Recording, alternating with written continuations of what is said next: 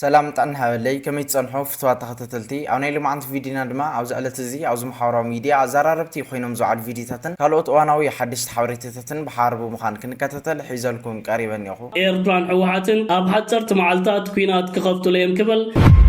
ጾምዶ ተባሂሉ ዝግበር ዘሎ ምንቅስቃስ ኮነ ኢልካ ኢትዮጵያ ንምዕናውን ጦርነቱ ከኤርትራ መንግስት ነው እንጂ ከትግራይ ጋር አይደለም። ትግራይ ነካ ማለት ኤርትራ እንደነካ ነው የምንቆጥረው። ኤርትራ ሳልሰይቱ ወደብ ትምዕብል ከም ዘላ ተገሊጹ ኣብዚ ግዜ ሳልሰይቱ ወደብ መስሪታ ከም ዘላ ገሊጹ ኩናት ይሸት ተሎ ዝኸባቢ ቀጠና ክትሕሙስ ኢኹም ስለዚ ስኹሙን ዕረፉን ስኹሙን ዕረፉ ክንብል ኢና መፂና እያ ሰላም እንዳለመና 3 ዓመት ጌርና ኣለና እዚ ንሕና ንዓርፈሉ የብልና ንብለሉ የብልና زياتهم من كالوتن نايز على تزي كالوت حدش تحوريتات بحاربو مخان كرينا سناي مكتتال إنو سيدك عبيتي نتشانل زي حدش لونكم ساعات لايك شير سبسكرايب نوغوركم جمروه نغطل شمباركس فتوات تختتلتي كم اتو مدب كخننا ودت عبا بتمال علت عبناي الميديا قريبو زعات عمدو صفح زوال مدرة انداس مع صنحيو خلوكم يفوتو نعو سيعيو نما عوز حس ساعات مملا هزو تقراين هزي ارتران صفح زوال عبنا قوت اندا قربولو يركب كلوكم يفوتو استي كان مقالم والنا اتي نوحن صفحن زوال مدرة ناي ودت عبا بس امونا بتعقستن كنكاتتلو بتحتنا يلاوكم استي كم صعب اتمدرنا يودت ابا نكاتتل كابتن حدا سب نحلن دلو حنت انتايا ህዝቢ ጽልእ የብሉን ድብል ኮንሰፕት ይትረዲክ ነው ፖለቲከኛታት ብዙሕ ሽግር ክፈጥሩ ኸልዮም ፈጢሮም ይምካ አዚ እንደው ዘደይ ህዝብ ግን አውይ ተፈጢሩ አውይ ደሎ አው ኻይ ክነብርት ህዝቢ ጅስ ከመጌርካ በሰላም ተንብሮ ህዝብ እዚ ካብ ኩናት ካብ ባእሲ ካብ ነገር ብዙሓት ነገራት አለው ዝተገብሩ ንዓቶም ገሊኦም ቢቅሬታ ዲዮም ብኻሕሳ ዲዮም ብምርስዓው ጎስጓት እናገበርካ ህዝቢ በሰላም ዝነብረሉ መንገዲ ምፍጣር ይነርቲ ናይ ሚዲያ ዝነበረ አበርክቶ ከማን አካልናቱ ይነሩ ተኻለ ሓንቲት ማለት ዛረብ ያኔ ብናይ ፖለቲካ ሓለፍቲ ገለመለ ታይጌሮም አይጌሮም ሶም ፈልጦ ነገር ኩሉ ኸሊ ዊደን ነው ንዓይ ደገድሰን ግን ህዝቢ ትግራይን ህዝቢ ኤርትራን እቲ ናይ ጸልኢ መጋረጃ ከፍተሎ ቆንጥጠሎ ጎሕፈር አይጠቅሞም ኩናት በዚያ አገባብ ተመጪ ነው ክብል ክኽላሎ ዓመጽ በዚያ አገባብ ተመጪ ነው ክብል ክኽላሎ ዝኾነ ይኹን ናይ ፖለቲካ ኢንተረስት ያለው በዚያ ይገድስ ናይ ዶብ ሕቶ ናይ ዋንነት ሕቶ ናይ መሬት ሕቶ ናይ ርስት ሕቶ ገለመለ ቡጋ ይፍታሕኒ بوجد فتحني التزغون 3 عامات جرنا 3 عامات تخوين زي تفتحه اجي ناي بادم غداي ناي غلو غداي العلكا تزارب ግን 30 عامات انتي يخويني بقى زي نافكم دي زناهنا دي و تقاطع سمعت ابيها بيت فرد تخيل مرتعوتات تقرب ماسرجا قريبكا بيت فرد ذهبك وساني تقبلكا تتكبر لتهزب السلام تهبو سو اتخفات نسي كنا ካለ አርእስት ስለደሆነ ንዑኡ ነቲ ናይ ዶብ ሽግር ከም ካለ ጌርካ ነቲ ህዝቢ ኣብ ቀጻሊ ኣብ ጽልኢ ምንባር ትግራዋይ ጸላኢኻዩ ኤርትራዊ ጸላኢኻዩ እንዳበልካ ነዚ ህዝቢ ሰላም ምኽላይ ነይሩ ስለዚ ተጀመረ ናይ ጽምዶ ናይ ሰላም ፕሮጀክት ከም ተጀመሩ ብምዕዋቱ ኣነ ብጣዕሚ ሕጉሴ ብዙሓት ሰባት ናይል ኣብቲ ዘይንቡር ኩነታት ኣብ ዝነበርናሉ እዋን ኮንፍሊክት حقي ግጭት ይነሩ ኣብ ግጭት ካ ሁሉ ግዜ ክትስዕር ኢኻ ክትዕወት ኢኻ ትሓስብ በተሓደ ወገን ደሎ ናቱ ታሽሙሎ በተሓደ ወገን ካ ናቱ ሎ ስለዚ ኣብቲ እዋንቲ ዝነበሩ ናይ ቃላት ምውርዋር ኣብቲ እዋን ዝነበሩ አጀንዳታት ነዚ ሕጂ ህዝብታት ዝደልይዎ ዘለዉ ናይ ሰላም ሓሳብ ክጸልዎ ይብሉ ወዲ ጣባብ 2008 ኣብ 2010 ምናልባት በኢትዮጵያ ቋንጽራ ኣብ 2000 ዝሓለፈ 10 ዓመት ኮታ ዝነበረ ሽዑ ወጣባ እንታይ ይዛረብ ነይሩ ሕጂ እንታይ ይዛረብ ነይሩ ትሽዑ ዝዛረቡ ከም መልክዕ ክረአ ይብሉም እቲ መድረኽ ከምኡ ነይሩ ናይ ጽልእ መድረኽ ነይሩ ኣብ ናይ ጽልእ መድረኽ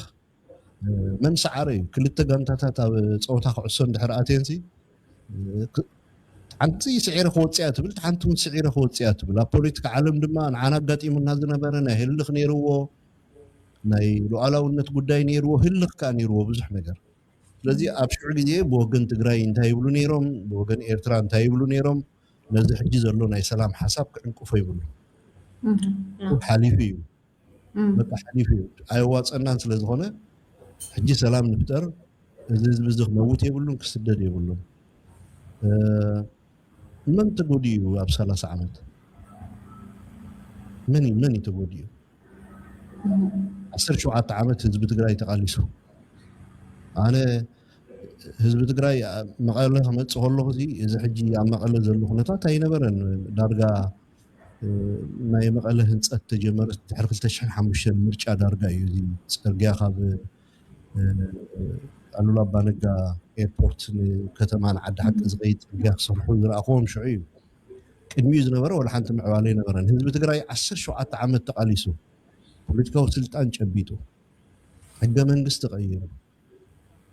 ምስቶም መቃልስቱ ህዝቢ ኤርትራ ምስቶም መቃልስቱ ህዝቢ ትግራይ ብሓባር ክነብር ብሰላም ክነብር ድግቦ ኣብዘ የድሊ ደም ኣትዩ ኣብዘ የድሊ ምጭፍጫፍ ኣትዩ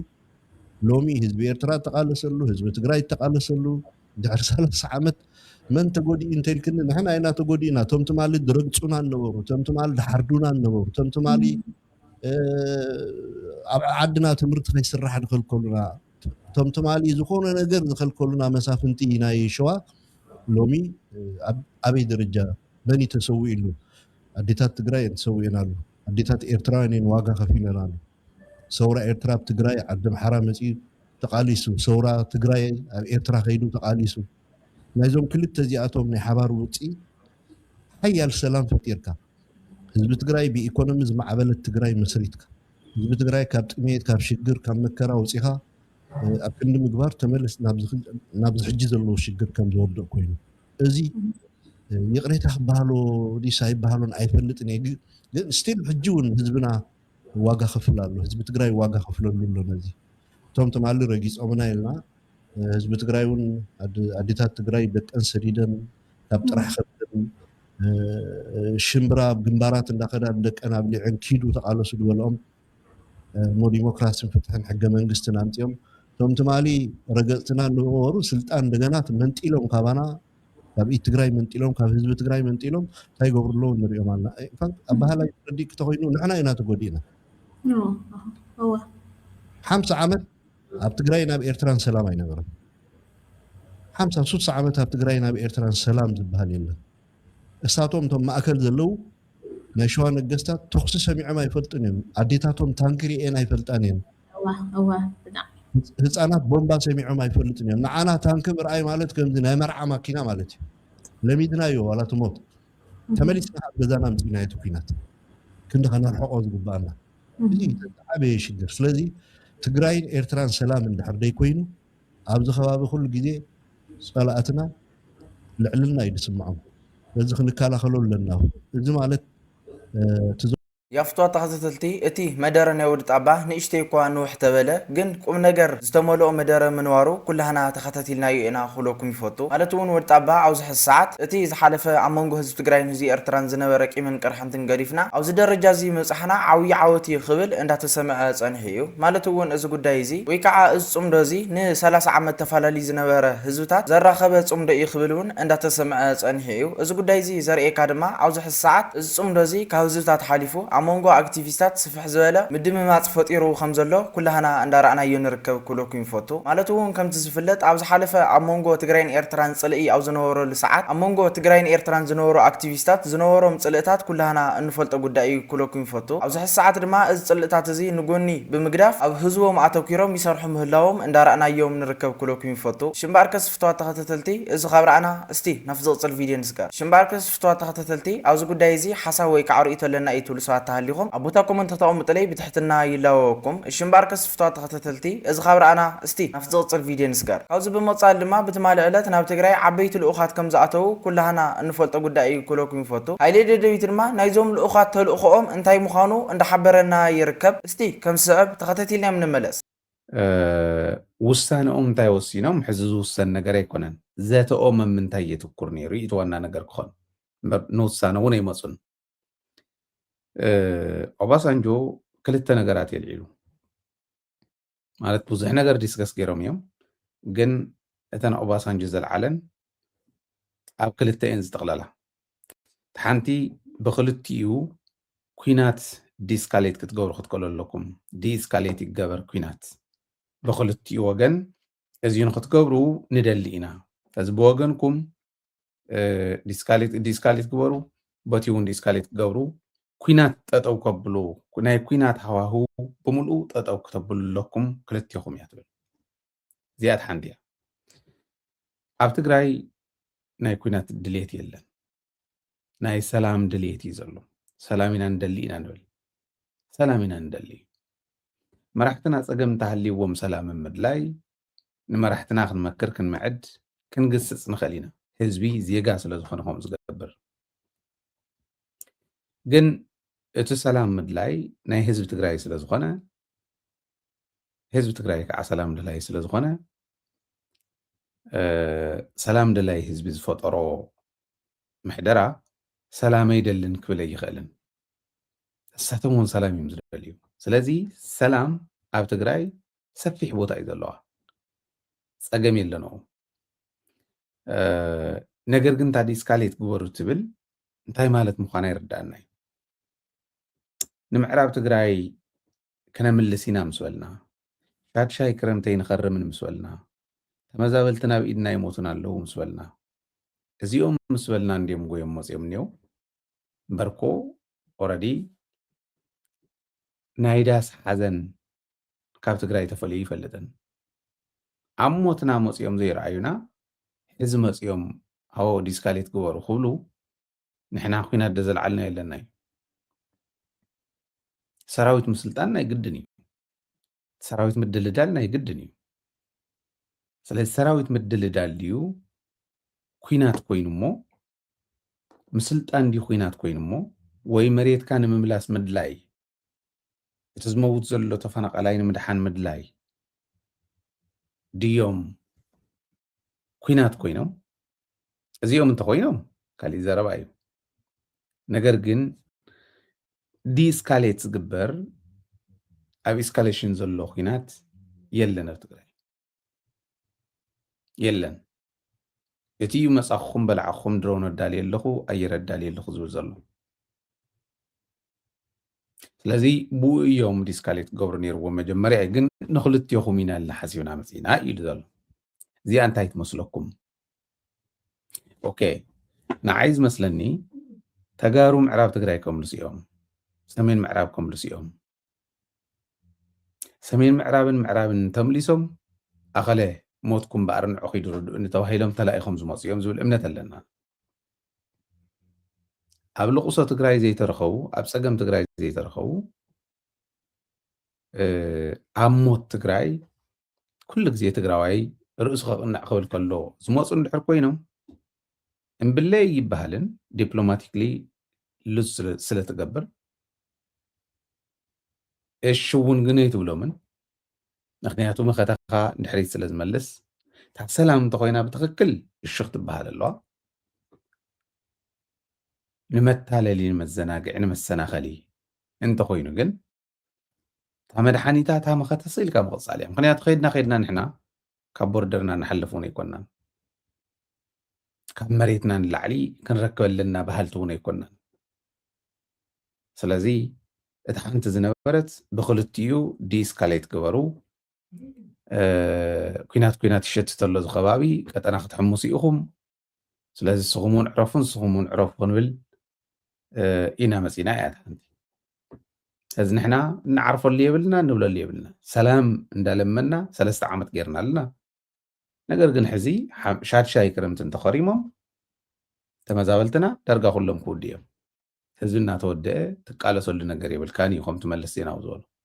ሽምባር ከስፍቷ ተኸታተልቲ እቲ ቪድዮ ነተኸታተልኩም ይመስል ነይሩ ማለት እውን እዞም ናብ ትግራይ ኣትዮም ዘለዉ ልኡኻት ናይ ብሓቂ ሰላም ደልዮም እንድሕር ዳኣ መፅዮም ብወገን ትግራይ ንኣሳት 3 ዓመታት ሰላም ደሊና ኢና ሰላም ዝደሊ ዝነበረ ከዓ ኣብዚ ሕዚ ሰዓት ሰላም ይደልን ኢሉ ክነፍግ ኣይኽእልን ክብል ሃይለ ደደቢት እንዳተሰምዐ ፀኒሑ እዩ እዞም ልኡኻት ናይ ብሓቂ ሰላም ተደልዮም ክንገብሮ ኢና ግን ከዓ ካሊእ ሕቡዕ ዕላማ እንተሃልይዎም ከዓ ኣይንገብሮም ክብል እዩ ተሰሚዑ እኒሄ ማለት እውን ኣብዚ ሕዚ ሰዓት ብወገን ትግራይን ብወገን ኤርትራን እኹል ዝኾኑ ስጉምትታት ይውሰዱ ምህላ ምህላው ኩላና እንዳራናዮም ንርከብ ኩሎኩም ይፈቱ ካፍቶም ስጉምትታት እተሓደ ድማ ተመዛበልቲ ወገናትና ሻርሻይ ክረምቲ ኣብ ኬንዳ ኣይነብሩን ዝብል ሓሳብ ብምሓዝ ስጉምቶም ጀሚሮም ምህላዎም ኩላና እንዳራናዮም ንርከብ ኩሎኩም ይፈቱ ሲዕቡ ድማ እዚ ጉዳይ እዚ ንኽዝንገዐሉ ደልዩ ብወገን መንግስቲ ብልጽግና ነዞም ልኡኻት ዚኣቶም ተሰሪድዎም ብወገን ትግራይ ወይ ከዓ ብወገን ሕወሓት እዚ ጉዳይ እዚ ዘይንነጽገሉ ወይ ከዓ ዘይንገፍዐሉ ምንም ዓይነት ምክንያት የብልናን ክብል ሃይለ ድልዊት እንዳተሰምዐ ይርከብ እዚ ጉዳይ እዚ ድማ ሓቂ እዩ ኩሎኩም ይፈቱ እስቲ ኣብዚ ጉዳይ እዚ ሓሳብ ወይ ከዓ ርእይቶ ለና እዩ ትብሉ ሰባት ተሃሊኹም ኣብ ቦታ ኮመንት ተቐምጡለይ ብትሕትና ይላዎ ሽምባር ከስፍቷ ተኸታተልቲ እዚ ኻብርኣና እስቲ ናብ ዝቕፅል ቪድዮ ንስጋር ሽምባር ከስፍቷ ተኸታተልቲ ካብዚ ብምቕጻል ድማ ብወገን መንግስቲ ብልጽግና ናብ ዓለማት ሓደ ክሲ እንዳቐረበ ይርከብ እቲ ክሲ ንሱ ድማ ኣብ መንጎ ትግራይን ኤርትራን ወታደራዊ ጽምዶ ብምፍጣር ኣብ ልዕለይ መጥቃዕቲ ወይ ከዓ ኩናት ንምኽፋት ተዘጋጅዮም እንዳበለ ሓድሽ ዝኾነ ክሲ ብወገን መንግስቲ ብልጽግና ናብ ዓለማት እንዳቐረበ ይርከብ ኩሎኩም ይፈቱ እስቲ ከም ስዕብ ተኸታቲልና ንመለስ አት ብልጽግና ኤርትራን ሕወሓትን ካልኦት ኣብ ውሽጢ ኢትዮጵያ ዝርከቡ ዕጡዋት ጉጅለታት ኣብ ሓፀርቲ መዓልታት ኩናት ክኸፍቱሉ እዮም ክብል ትማሊ ክጣራዕ ተሰሚዑ ይርከብ ኣሎ መርበብ ሓበሬታ አልጀዚራ እዩ ነዚ ጸብጻባት ዘርጊሕዎ ዝርከብ ዘሎ ሬድዋን ሁሴንን ጌታቸው ረዳን ብሓባር ምዃን ንመደበር ቴሌቪዥን አልጀዚራ ኣብ ዝሃብዎ ሓበሬታ ጾምዶ ተባሂሉ ዝግበር ዘሎ ምንቅስቓስ ኮነ ኢልካ ኢትዮጵያ ንምዕናውን መንግስቲ ናይቲ ሃገር ንምግንጣል ዝግበር ዘሎ ስርዒታት ከም ዝኾነ ብምግላጽ እዚ ብሻዕብያን ብኤርትራን ዝምራሕ ዘሎ ከምዚ ዓይነት ምንቅስቓስ ነቶም ኣብ ውሽጢ መሬት ኢትዮጵያ ዝርከቡ ዕጡቃት ሓይልታትን ጉጅለታትን ብፍላይካ ንሰብ ስልጣን ክልል ትግራይ ዓበይቲ ሓገዛት እናገበሩ ኣብ ሓፀርቲ እዋናት ኩናት ክኸፍቱ ውዱእ መልክዕ ሒዞም ይርከቡ ከም ዘለዉ እዮም ክጣርዑ ተሰሚዖም ዝርከብ ዘለው እዚ ብስርዓት ብልጽግና ቀሪቡ ዝርከብ ዘሎ ከምዚ ዓይነት ኣውያት ካብ ዜሮ ዝተበገሰ ኣይኮነን ኣብዚ ሒዝናዮ ንርከብ ዘለና ቅንያት ብተደጋጋሚ መደበራት ቴሌቪዥን ናይቲ ሃገር ሰብ ስልጣን ናይቲ ሃገር እዚ ጽምዶ ዝግበር ዘሎ ምንቅስቓሳት ኮነ ኢልካ ንኢትዮጵያ ንምኽባብ ምዃኑ ኣውያት ክፍንው ጸኒሖም እዮም እቲ ኣዝዩ ዝገርም ጉዳይ ብወገን ኤርትራን ክልል ትግራይን ንኩናት ዝዕደም ዝኾነ ይኹን ወተሃደራዊ ምንቅስቓሳት የለን ስርዓት ብልጽግና ዝሓለፈ መዓልታት ኣብ ውሽጢ መሬት ክልል ትግራይ ናይ ድሮን መጥቃዕትታት ኣካይዱ ምንባሩ ዝዝከር ኮይኑ እዚ እቲ መንግስትን እቲ ምክልኻልን ባዕሉ ተኣሚኑ ነይሩ ብልጽግና ንኩናት ብከምዚ ዓይነት መንገዲ እናዓደመ ሕጂኻ ብግምታሉ ኤርትራን ሕወሓትን ፋኖን ተሓባቢሮም ክወሩኒ ይንቀሳቐሱ ኣለዉ ዝብል ከምዚ ዓይነት ኣውያት ምፍናው እቲ ስርዓት ኣብ ናይ ሕልሚ ዓለም ይነብር ከም ዘሎ ካብዚ ነገራት እዚ ክትርዳእ ኣይትጽገመን የፍቶ ተኸታተልቲ እቲ ቪድዮ ነተኸታተልኩም ይመስል ነይሩ ማለት እውን ኣብ መንጎ ትግራይን ኤርትራን ተፈጢሩ ዘሎ ጽምዶን ርክባትን ንመንግስቲ ብልጽግና ክንደየናይ ስጋኣትን ራዕድን ኮይኑዎ ከም ዘሎ እንዳራእናዮ ንርከብ ኩሎኩም ይፈቱ ሓደ ኣሻቓሊ ዓብዪ ኣጀንዳ እተሃለዎም ጽምዶ ምዃኑ ክሕብረኩም ይፈቱ ማለት እውን ኣብዚ ሰዓት ንመንግስቲ ብልጽግና እቲ ዓብዪ ኣሻቓሊ ጉዳይ ኮይኑዎ ዘሎ ጽምዶን ጥራይ ምዃኑ ክሕብረኩም ይፈቱ ነዚ ጽምዶ እዚ ዘይኮነ ሹም ንምሃብ ድማ ላዕልን ታሕትን ይብል ምህላው እንዳራእናዮ ንርከብ ኩሎኩም ይፈቱ እሽምባር ከስፍቷ ተኸታተልቲ ካብዚ ብምቕጻል ድማ ስታሊን ገብረስላሴ ብዛዕባ ርክብ ትግራይን ኤርትራን ዘውፅኦ ሓድሽ ሓበሬታ እኒሄ እቲ ሓበሬታ ንሱ ድማ ብወገን መንግስቲ ብልጽግና ምንም ዓይነት መጥቃዕቲ ንትግራይ ተሰዲዱ ዳርጋ ኤርትራ ዝተነኽአት እዩ ብተመሳሳሊ እውን ብወገን መንግስቲ ብልጽግና ንኤርትራ መጥቃዕቲ ተፈጺሙ ዳርጋ ትግራይ ከም ዝተወቕዐት እያ እንዳበለና ይርከብ እስቲ ከም ስዕብ እቲ ናይ ስታሊን ገብረስላሴ መደረ ተኸታቲልና እንመለስ በራያ በኩል ነው መምጣት የሚፈልገው ያ ቡድን ጦርነቱን መክፈት የሚፈልገው በራያ በኩል ነው ለምንድን ነው በሁመራ የማይሄደው አለ ይሄ ማን ነው የብልጽግና አማካሪ ነው ለምን ስትሉት በራያ በኩል ሩቅ ነው ከኤርትራ ሩቅ ነው ስትራቴጂክ ዴፕዝ አለው በወታደራዊ ቋንቋ ስትራቴጂክ ዴፕዝ አለው አላማጣ ራያ ሩቅ ነው ለኤርትራ ኤርትራ ደግሞ መሬቱን ማስነካት አይፈልግም ደንቆሮቹ የትግራይ ደንቆሮቹ ተጠቅመው ነው እዚህ አካባቢ ትግራይ አካባቢ ወይ ቆቦ አካባቢ ማድረግ የሚፈልገው ኤርትራ ዛላምበሳ ምናምን ጦርነት ከተጀመረ ቀጥታ ወደ አስመራ ይቀርባል እና ይገፋል በቀላሉ ይገፋል ነው ሳይገፋ ግን ወደዚህ ነው ጦርነት ማድረግ የሚፈልገው ኤርትራ መንግስት ነው የሚለው አሁን እያለ ያለው ምንድነው ጦርነቱ ከኤርትራ መንግስት ነው እንጂ ከትግራይ ጋር አይደለም ነው ከትግራይ ጋር ጉዳይ አለ ወይ ከኤርትራ ጋር ጉዳይ አለ ወይ ብትሉት ታው እናቋለን ለምን እንደሚፈልጉት የማይቀር ከሆነ አንዱን ከነካ አንዱን እንደሚመጣ በደም ካልኩሌት አድርገው ነው የሚያወሩት